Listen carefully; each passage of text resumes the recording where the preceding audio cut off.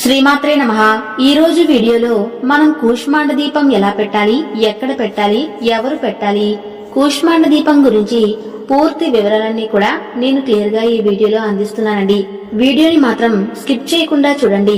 అష్టమి రోజు వెలిగించే ఈ దీపం మనల్ని అష్ట కష్టాల నుంచి బయటపడేస్తుంది అని చెప్తారండి.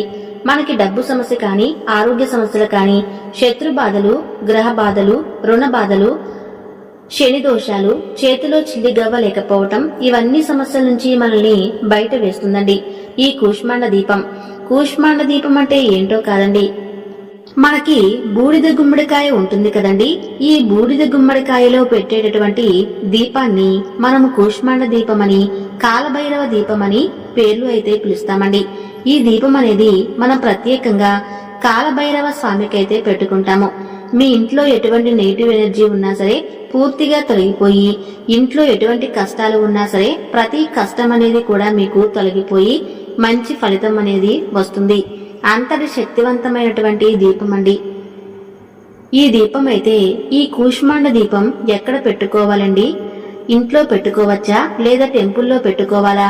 ఎక్కడ పెట్టుకోవాలి అంటే దీపాన్ని మనం ఇంట్లో అయినా సరే పెట్టుకోవచ్చండి. ఇంటి బయట మనకి ద్వారబంధనం ఉంటుంది కదా, అక్కడైనా సరే పెట్టుకోవచ్చు. లేదు అంటే శివాలయంలో కానీ టెంపుల్లో అయితే పెట్టుకోవచ్చు. ఈ దీపం అనేది మనం ప్రతి సంవత్సరము కూడా కాలభైరవ అష్టమి రోజున ఈ కూష్మాండ దీపం వెలిగించుకోవాలని, ఒకవేళ ఆ రోజు కనుక మిస్ అయితే మనకి ప్రతి నెల కూడా బహుళపక్షంలో అష్టమి తిథి వస్తుంది కదా, అష్టమి తిథి ఎప్పుడైతే ఉంటుందో ఉదయం ఉన్నప్పుడు ఉదయం కానీ, లేదా సాయంత్రం అష్టమి తిథి ఉన్నప్పుడు ఎప్పుడైతే అష్టమి తిథి ఉంటుందో అప్పుడు మనం ఈ కూష్మాండ దీపం అనేది, ఈ కూష్మాండ దీపం పెట్టుకోవాలి. కూష్మాండ దీపం ఎలా పెట్టుకోవాలో ప్రిపరేషన్ అయితే నేను ఇప్పుడు మీకు చూపిస్తాను. ముందుగా అయితే మనము ఒక చిన్న గుమ్మడికాయ అయితే తెచ్చుకోవాలండి. గుమ్మడికాయని మనం ఎప్పుడు తెచ్చుకోవాలంటే సోమవారాల్లో, శుక్రవారాల్లో అయితే గుమ్మడికాయని తెచ్చుకోవచ్చు. బుధవారాల్లో మనము ఈ గుమ్మడికాయ అయితే తెచ్చుకుంటే చాలా మంచిది అని చెప్తారు. ఈ గుమ్మడికాయని మనము మంచినీటితో కడిగి తర్వాత గుమ్మడికాయ మధ్యలో మనము కట్ చేసుకోవాలండి. ఈ గుమ్మడికాయ కట్ చేయటం అనేది ఇంటి యజమానితో మనం కట్ చేపించాలి. ఈ గుమ్మడికాయని ఆడవాళ్లు కట్ చేయకూడదు అని చెప్తారు.